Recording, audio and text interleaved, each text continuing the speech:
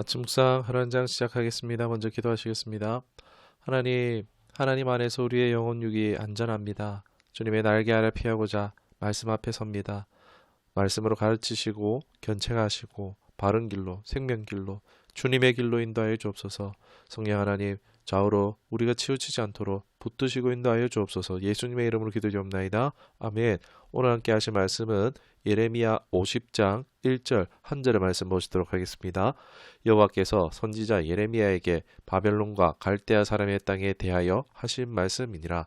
아멘.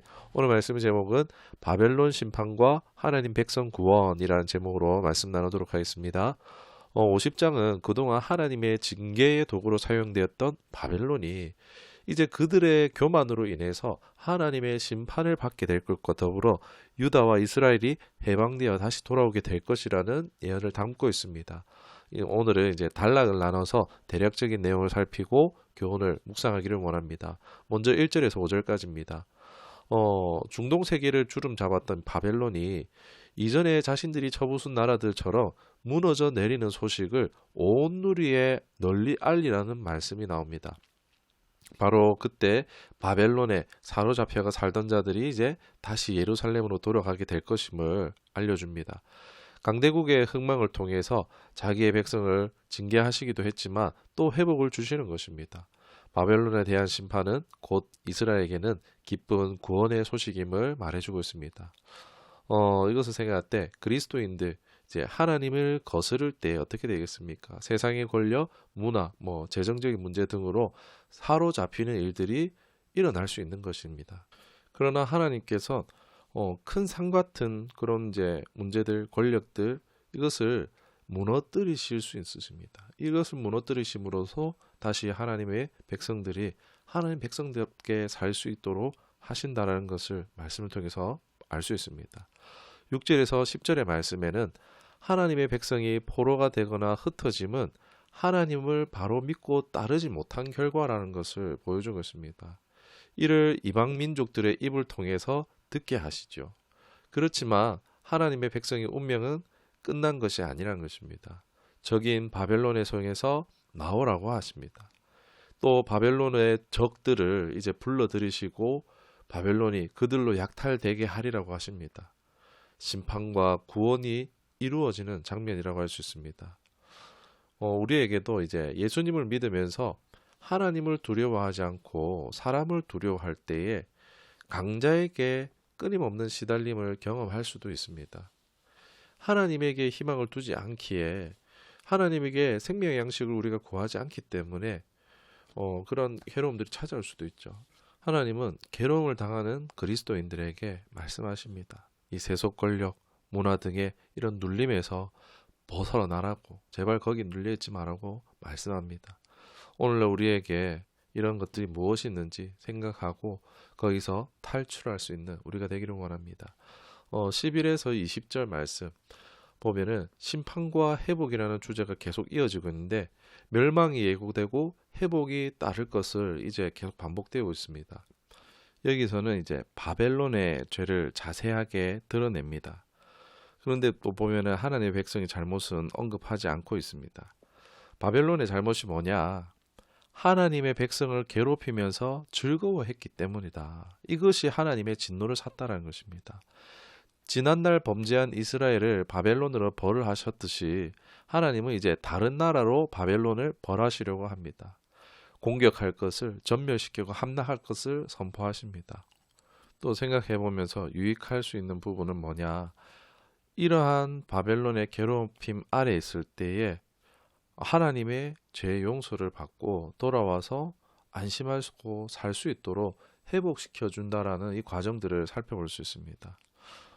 기독교가 교회가 벌을 받아 어려움을 겪는 일이 생길 수 있겠죠. 손가락질하고 비방하고 억누르는 세력도 분명히 있을 것입니다. 그러나 하나님은 그러한 세력들을 결코 가만히 두지 않으실 것이란 것입니다. 이건 다 진노를 쌓는 짓이죠. 기독교나 교회들이 벌을 받아 큰 괴로움을 겪더라도 그러나 하나님은 그러한 과정 가운데에 또 용서하시는 긍휼을 베푸시는 마음이 드시고 이로 말미암아 또 새로운 출발을 할 수 있다는 것입니다. 일방적인 하나님의 용서와 은혜가 있어서 교회는, 공동체는 새로운 길로 갈 수 있는 것입니다. 우리는 오직 잘못된 길에서 돌이켜 하나님께로 돌아가는 것밖에 없는 것을 기억해야 되겠습니다. 21절에서 28절 말씀을 보면은 바벨론의 적국에게 공격 명령이 나옵니다. 하나님께서 이제 바벨론을 멸망시키고자 하는 의도가 분명하게 나타나죠. 바벨론은 그런데 이제 인간적으로 맞서보려고 합니다. 감히 하나님과 맞서고 하나님과 다투기를 고집하는 이 권력을 하나님 어찌하시겠습니까? 벌하실 수밖에 없죠. 사람이, 세상 권력이 아무리 강한 듯 어떻겠습니까? 하나님 앞에서는 한계가 있죠. 그러나 하나님은 한계가 없으십니다. 그러니까 까불다가는 벌을 받게 된다, 꺾이게 된다라는 것입니다. 어떤 세력이라도 권력이라도 한순간에 하나님이 치시면 무너질 수 있는 것입니다. 저 북한에도 마찬가지입니다. 도구인 도끼가 주인의 발등을 찍으려고 하는 거 말도 안 되는 일이죠. 꺾이고 멸하게 되는 것입니다. 오늘날 세상이 고도화되면서 자꾸 하나님을 부인하고 있습니다. 비성경적, 비윤리적 방향으로 가고 있습니다.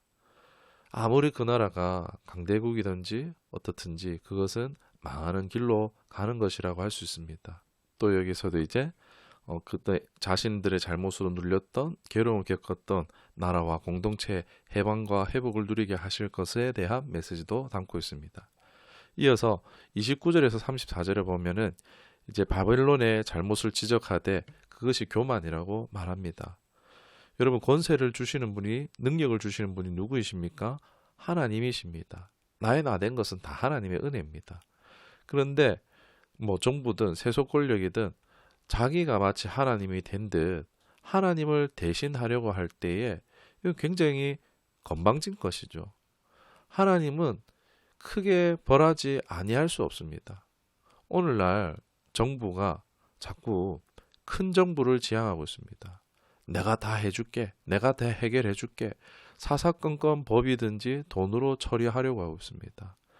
그러나 그것은 성경적으로 볼 때 나라가 망하는 길입니다. 정부는 커서는 안 됩니다. 공산정권이 그렇지 않습니까? 큰 정부를 이루어서 개개인의 행복을 비슷하게 맞춰주려고 하는 게 그 공산정권 아닙니까? 오늘날 정부나 입법안들을 보면요, 너무 개인의 삶에 크게 들어오려고 하고 있다는 것입니다. 이건 참 안타까운 일인데 우리가 기도해야 될 문제라고 할 수 있습니다. 35절에서 40절 말씀을 보면은 바벨론에 닥칠 재앙에 대해서 말합니다. 전쟁의 재난을 상징하는 이 칼로 미쳐올 것임을, 바벨론이 황폐해서 살 수 없는 것이 될 것임을 말하고 있습니다. 또 이들이 우상 숭배가 재난을 불려들였던 원인이라는 것을 밝히고 있습니다.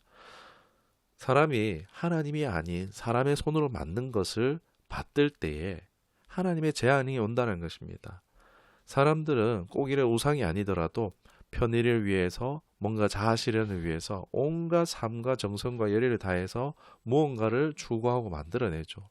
그것이 무엇이든지 간에 뭐 군사든 조직이든 우상이든 물질이든 우상화된 것으로 재앙을 벗어날 수 없다는 것입니다. 혹 우리에게 우상이 무엇인지 한번 돌아보는 그런 계기를 가질 필요가 있을 것 같습니다.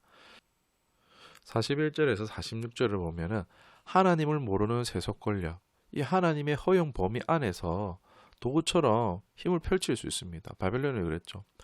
하나님을 떠난 자들의 또한 공동체들을 벌할 때에 그런 도구로 쓰일 수 있는 것입니다. 그 하나님 손에 붙들려 있을 때는요, 그들에게 하나님의 그런 힘과 능력들이 부어지는 것입니다. 그런데 그 부름을 벗어날 때에 똑같은 일을 경험하고 마는 것입니다. 세상 사람들은 이 내용을 모르기 때문에 복수가 복수를 부른다, 뭐 이런 생각들을 하는 것이죠. 그리스도인들은 이제 징계 같은 상황에 사람이 아닌 하나님을 바라보는 것이 바른 자세라고 할 수 있겠죠. 그리고 하나님을 그 바르게 바라보고자 돌이키고자 애써야 한다는 것입니다. 오늘날 교회가 자꾸 사람을, 공동체를 저격하며 싸우는 일들을 자꾸 하려고 하는 것을 봅니다. 늘어가고 있는 것들을 봅니다. 그러나 이것 역시 어떻습니까? 하나님의 뜻 안에 있지 않았기 때문에 그러한 분노와 선동에 쉽게 빠지는 것이라고 할 수 있을 것 같습니다. 오늘 크게 정리해보면 바벨론이 심판받는 이유는 교만, 우상숭배라는 것입니다. 그 최후는 비참합니다. 일시적으로 바벨론 치하에 괴로움을 받았지만 하나님의 백성들이 이를 과정을 통해서 용서받게 되고 구원으로 가는 과정임을 발견합니다. 오늘날 세상과 개인 사이에 일어나는 일들이 다 하나님의 손에 있다는 것을 오늘 말씀을 통해서 발견할 수 있죠. 이해되지 않았던 것들이 하나님이 통치하고 다스리신다라는 이 하나님 중심 주권에서 이해가 되어지는 것입니다. 자기 중심으로서는 이해할 수 없던 것이 당연한 것이죠. 그러니까 우리가 세상을 바라볼 때, 역사를 볼 때 하나님을 빼고서 역사와 개인사를 이해할 수가 없는 것입니다. 이제는 우리가 하나님 중심의 삶으로 돌이켜서 이 하나님의 구원과 회복을 경험할 수 있게 되기를 주님의 이름 축원합니다. 말씀을 기억하시며 기도하겠습니다. 주님, 다 주님 손에 있습니다. 때에 따라 쓰임에 따라 지으시고 사용하시나 변할 때에 토기장이가 토기를 만들다 얼마든지 진흙덩이를 터뜨릴 수 있듯이 하나님 주권에 달렸음을 봅니다. 하나님의 섭리, 하나님의 인도, 하나님의 주권 안에 있을 때 가장 안전하고 복된 줄 믿습니다. 우리의 영혼 육 안전하기를 원합니다. 붙드시고 인도하여 주옵소서. 늘 예수님 안에 성령 안에 통치와 다스림 안에 있게 하여 주옵소서. 예수님의 이름으로 기도드리옵나이다. 아멘.